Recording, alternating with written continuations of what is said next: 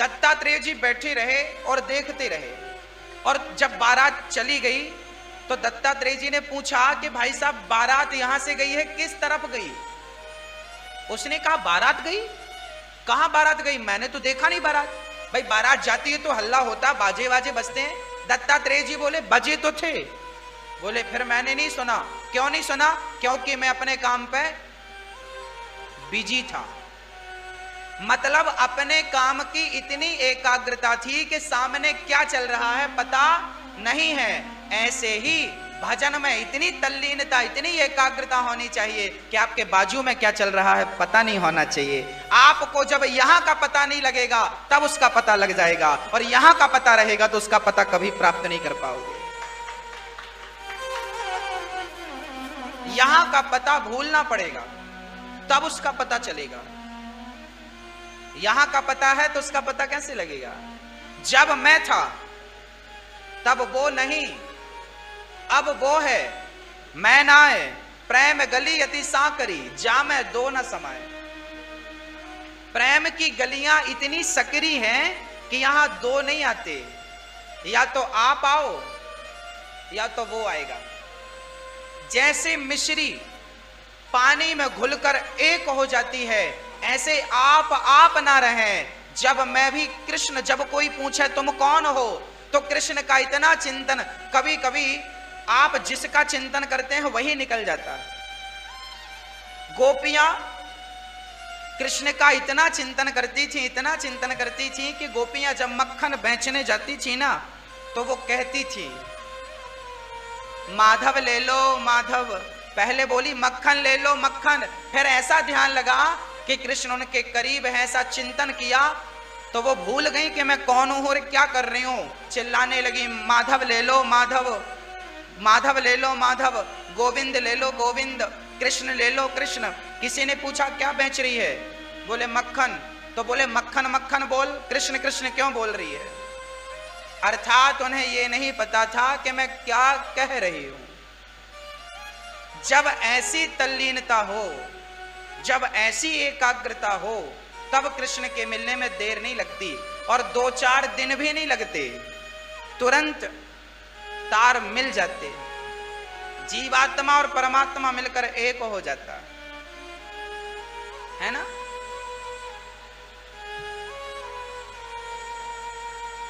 सूत जी कहते हैं आपने बड़ा उत्तम प्रश्न किया है भक्ति ज्ञान वैराग्य को बढ़ाने के लिए।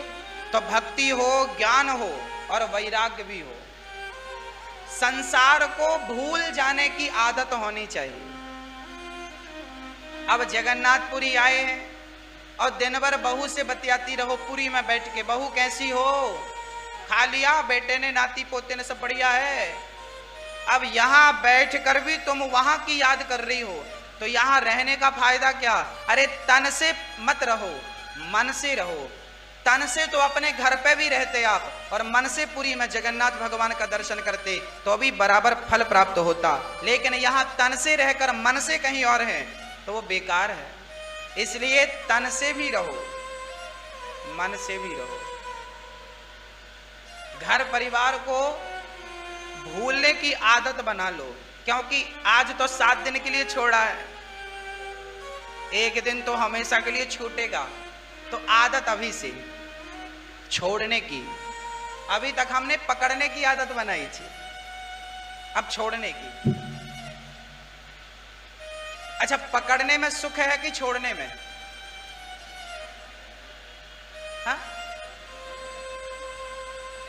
अच्छा, आप जरा अपना एक हाथ से दूसरा हाथ पकड़ो, पकड़ो और कस के पकड़ना। दादाजी आप भी पकड़ो, सब पकड़ो, पकड़िए पकड़िए पकड़िए। आप जरा कस के पकड़िए, ज्यादा और जोर से, पूरी ताकत लगाई जितनी है।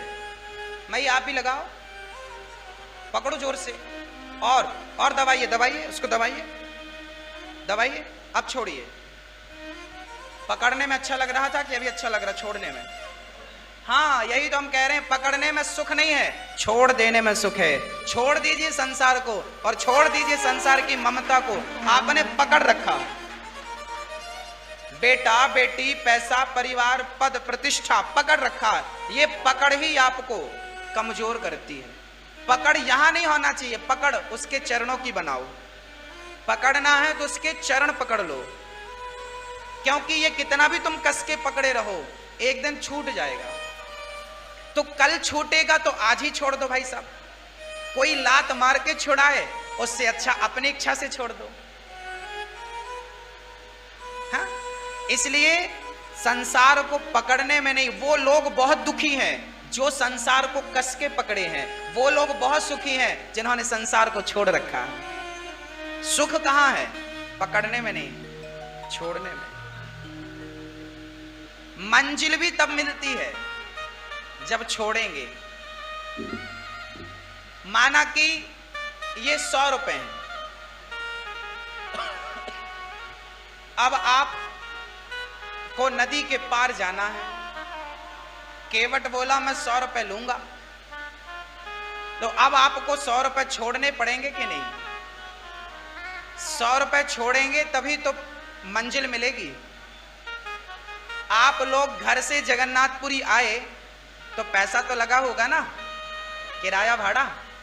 तो आपने छोड़ा, कुछ छोड़ा तो इतने भगवान मिल गए, पूरा छूट जाएगा तो सोचो परमात्मा कितना प्राप्त होगा आपको। थोड़ा सा छोड़ा तो मिल गए।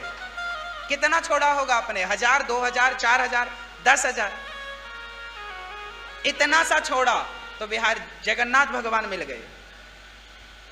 100 रुपए छोड़ेगा तो उस पार चला जाएगा। छोड़ना तो पड़ेगा, अपने मर्जी से नहीं छोड़ोगे तो जबरदस्ती छोड़ा लेगा। इसलिए आदत हो छोड़ने की, और हमने आदत क्या बना रखी है? पकड़ने की। गलत है।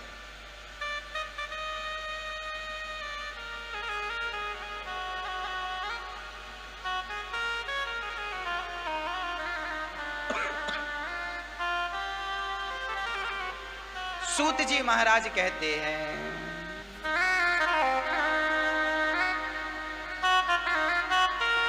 एक बार भागवत की कथा सुखदेव जी सुन रहे थे। सुखदेव जी सुना रहे थे परीक्षित को शुकताल में।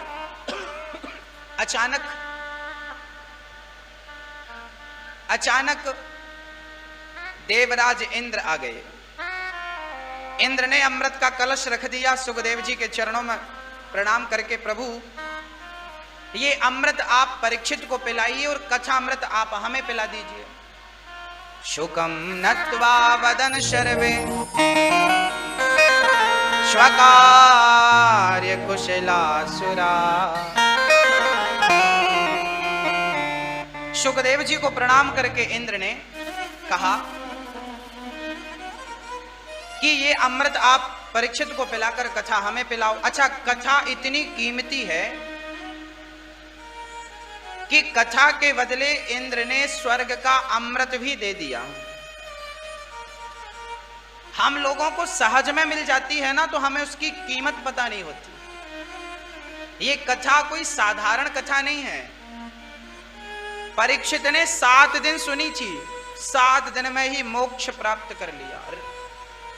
धुंधकारी ने 7 दिन सुनी, प्रेत योनि से मुक्ति प्राप्त कर ली, मुक्ति पा लिया। इंद्र ने कहा हमें कथा सुनाओ। सुखदेव जी ने कहा इंद्र आप प्रेमी बनकर आते तो मैं जरूर सुनाता, पर आप तो सौदागर बनकर आए हैं, और ये कथा सौदागरों की नहीं, ये कथा तो प्रेमियों की है, रसिकों की है। जो प्रेम से सुनेगा वो सुन पाएगा, जो अहंकार से सुनेगा वो क्या सुनेगा। अच्छा, कथा सुनने आप लोग आए हैं तो आप क्या लेकर आए हैं और क्या छोड़कर आए हैं? हाँ मैया, क्या लाए हैं आप और क्या छोड़कर आए हैं? 2 चींटियां थी, सगी बहन। 2 चींटी सगी बहन थी।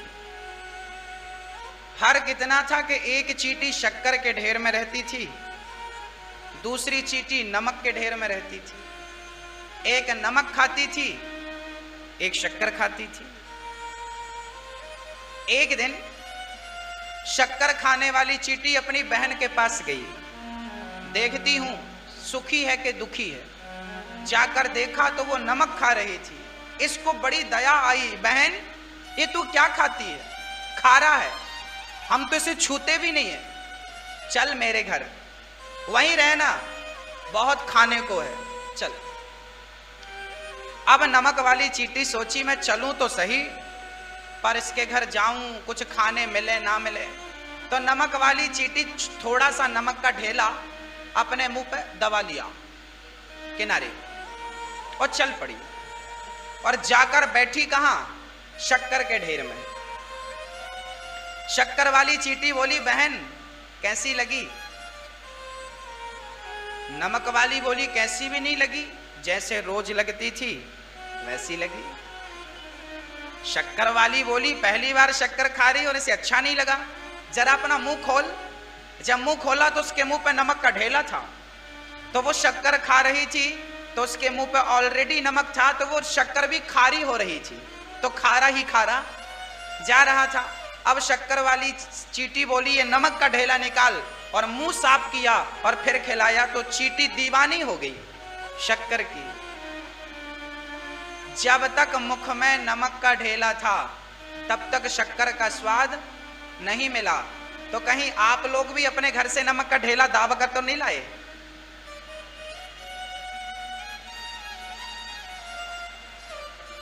आप लोग भी तो नमक नहीं दबा लाए किनारे? मिला ना मिला वहां? नमक मतलब अहंकार, नमक मतलब क्रोध, नमक मतलब लोभ। यदि जगन्नाथपुरी में भी आकर आपने क्रोध किया, यहां आकर भी आपने अहंकार किया, तो याद रखना ये वो नमक का ढेला है जो बैठे तो शक्कर के ढेर में हो, पर स्वाद शक्कर का नहीं मिलेगा, क्योंकि नमक का ढेला आप लेकर आए हैं, अर्थात अहंकार लेकर आएंगे तो कथा का स्वाद कभी प्राप्त नहीं कर पाएंगे। तो कथा सुनना है तो पहले अहंकार त्यागना पड़ेगा। नमक का ढेला फेंक दो। काम क्रोध लोभ, काम क्रोध मद लोभ सब नाथ नरक के पंच, सब परिहरि रघुवीर ही भजहु भजहि जी संत। काम क्रोध मद लोभ सब, काम क्रोध लोभ मोह ये सारी चीजें नमक की तरह खारी हैं। कथा शक्कर है, पर शक्कर के ढेर पर बैठे हो आप, हा? और किसी को धक्का लग गया और आपने अहंकार, है भाई हमें जानते नहीं हम कौन है, हम भले पुरी में बैठे हैं पर वहां देवास में हमारा नाम चलता है। यदि तुम अपना नाम यहां भी बताओगे, अहंकार यहां भी दिखाओगे, तो याद रखना खाली आए और खाली ही भगवान भेजेंगे। चलो, तो ये जो अपनी अकड़ है, ये जो अपना अहंकार है, मैं कुछ हूं, 7 दिनों के लिए भूल जाना कि मैं बाबूजी हूं, मैं फलाना हूं, मैं ढिमका हूं। बस ये समझना कि मैं भगवान के चरणों का एक तिनका हूं, तिनका हूं। इस तिनके से ज्यादा मेरी कोई हैसियत और आपकी हो तो बता दो। मेरी हैसियत तिनके से ज्यादा नहीं, एक तिनका। ये जमीन में कोई भी पड़ा हुआ तिनका उठा लो और इस तिनके से ज्यादा मेरी कोई हैसियत नहीं।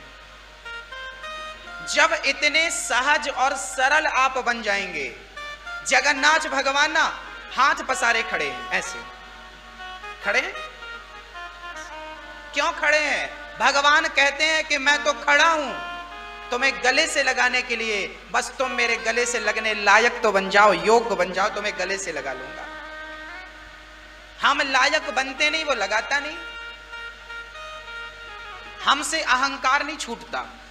आप देख लेना मंदिर में, मंदिर के बाहर कई लोग थोड़ा सा धक्का लग जाए तो लड़ने लगते हैं। इतनी लंबी यात्रा करके यहां आए भगवान के चरणों में, और फिर भी तुमसे अहंकार नहीं छूटा। तुम 7 दिन के लिए सरल नहीं बन पाए, तो यहां आने का फायदा क्या है?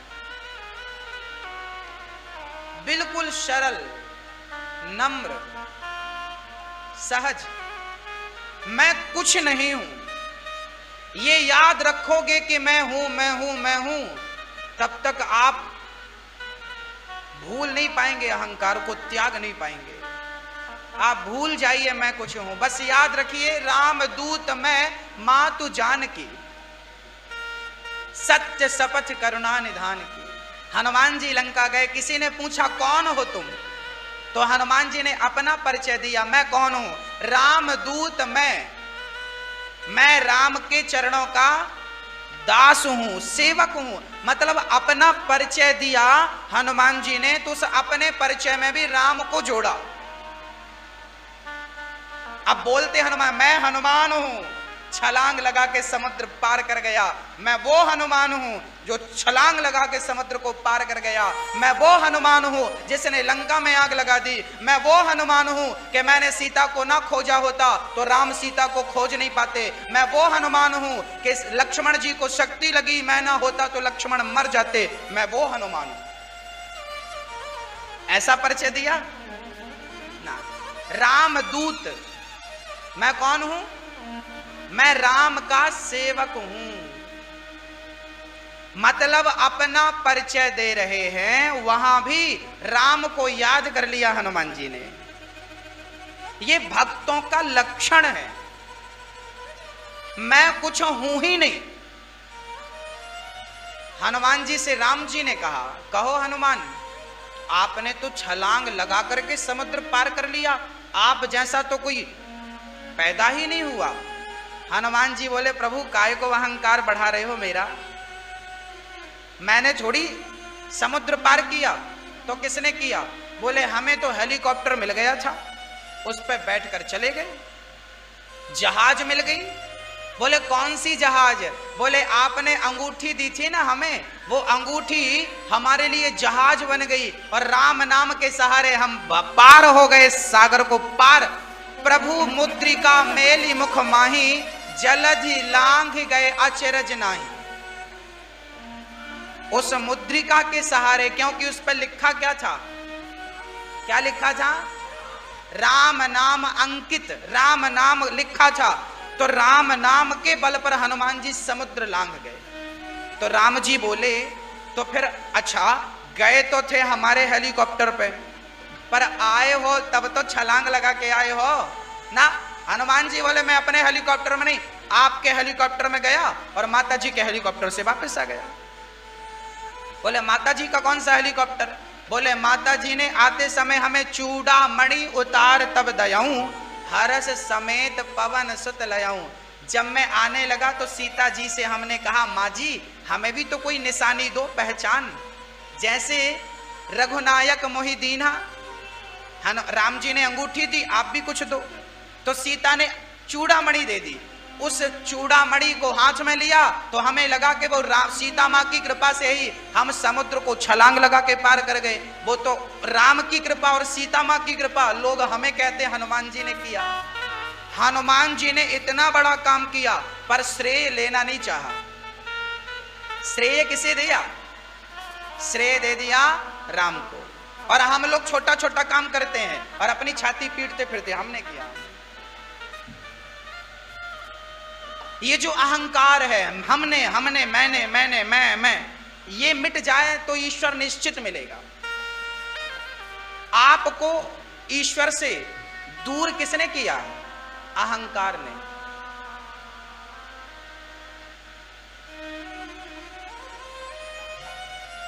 राम जी बोले हनुमान तो ठीक है, तुम हमारे हेलीकॉप्टर पे गए, सीता के हेलीकॉप्टर पे आए, पर लंका पर आग तो तुमने ही लगाई, ये श्रेय तो तुम्हें मिलना चाहिए। हनुमान जी बोले प्रभु लंका में आग मैंने नहीं लगाई, वो तो आपकी प्लानिंग थी। मेरी प्लानिंग?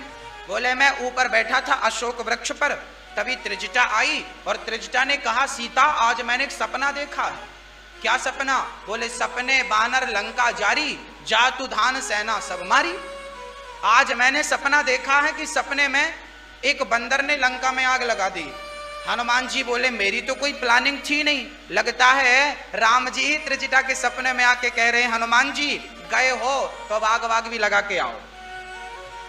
तो हनुमान जी बोले ये तो आपका आदेश था और मैं कहां माचिस ढूंढता, वो तो आपकी कृपा हुई।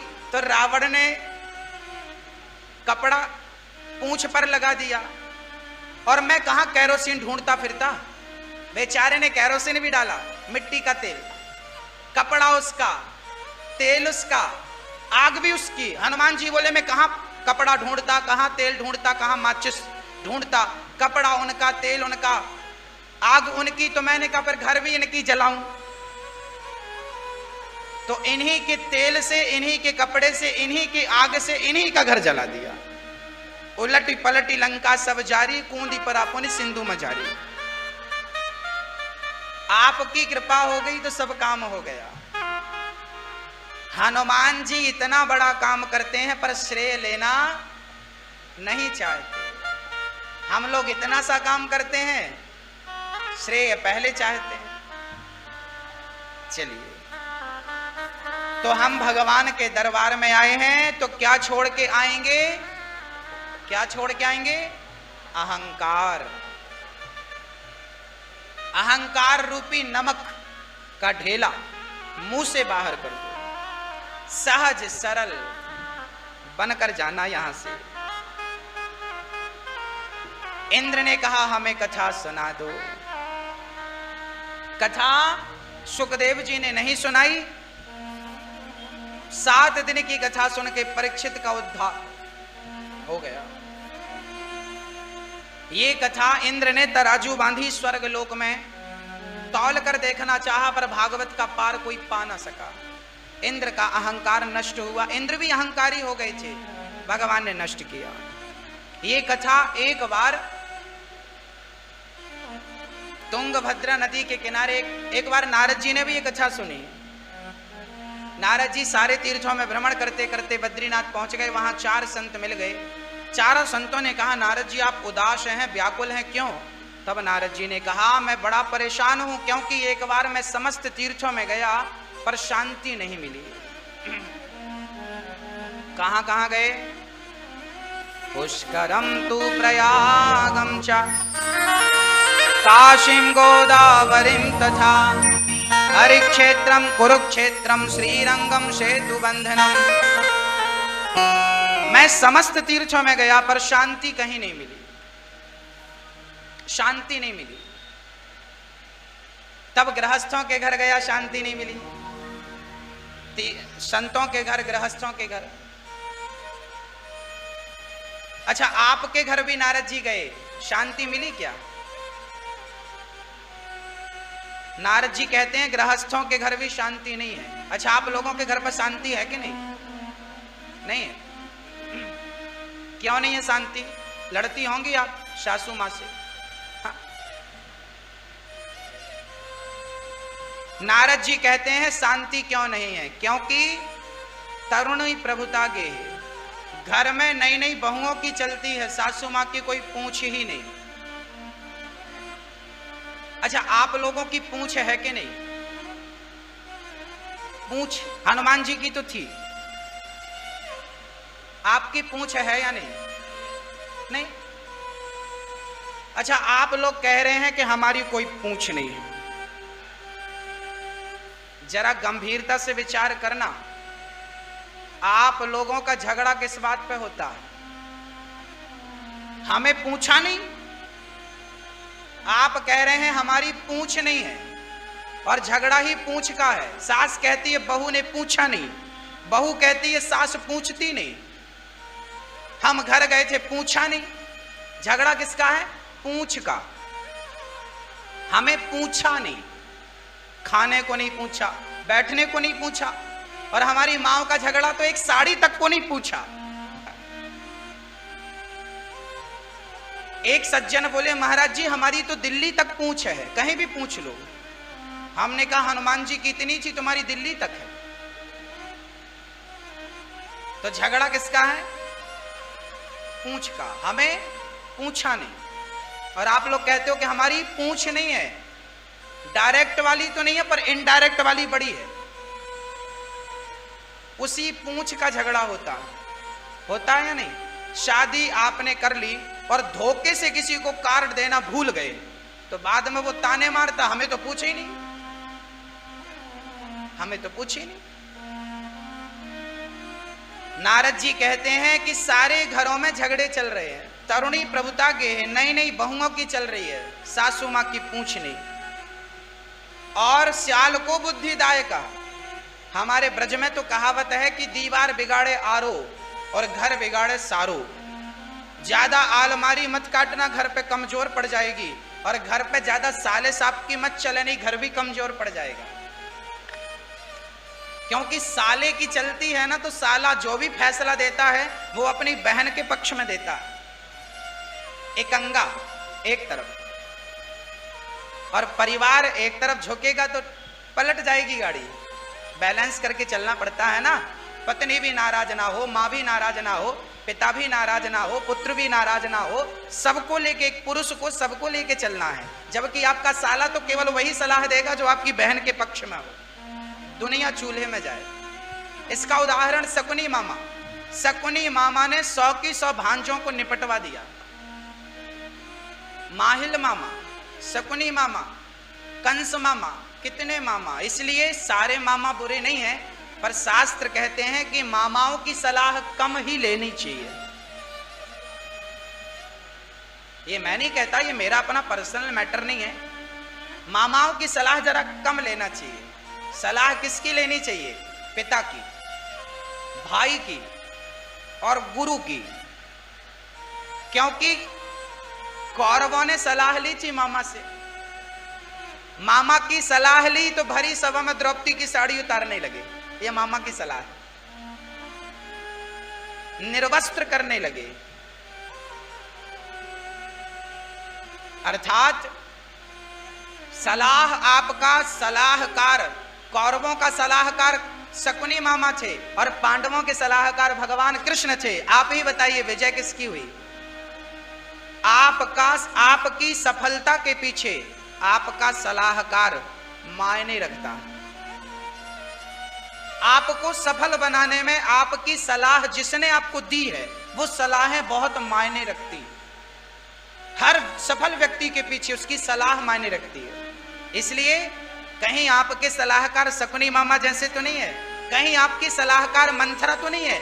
जिस घर की सलाहकार मंथरा हो और शकुनी मामा हो, वो घर डूब जाता है, अस्तित्व मिट जाता है। और जिसकी सलाह गुरु चाणक्य ने सलाह दी तो गुल्ली डंडा खेलने वाले को भारत का राजा बना के बिठा दिया चंद्रगुप्त मौर्य ने। चाणक्य की सलाह, राजा नंद का अस्तित्व मिटा दिया चंद्रगुप्त मौर्य ने। सलाह किसकी थी? चाणक्य की। चाणक्य जैसे गुरु प्राप्त हो जाए तो कोई भी राजा किसी को भी राजा बना के बिठा दे। दशरथ जी सलाह किससे लेते थे? गुरु वशिष्ठ। वशिष्ठ जी की सलाह से कौन चलते थे? दशरथ जी।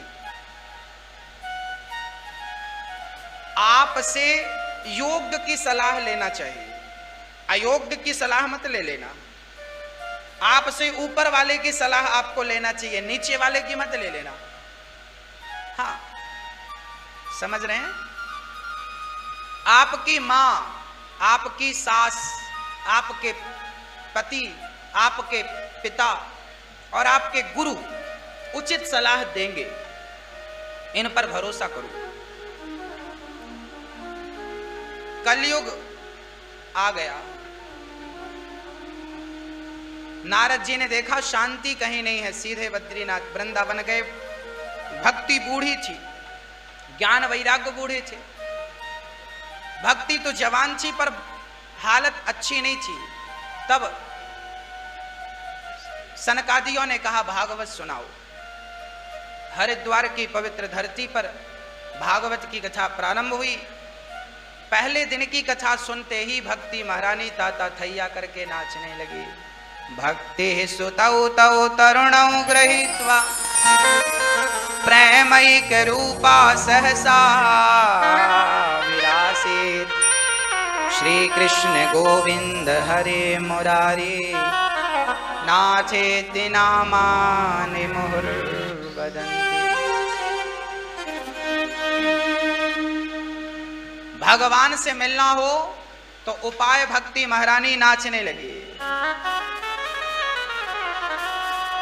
भक्ति प्रकट हो गई। कथा की महिमा सुनकर सदा सेव्या सदा सेव्या।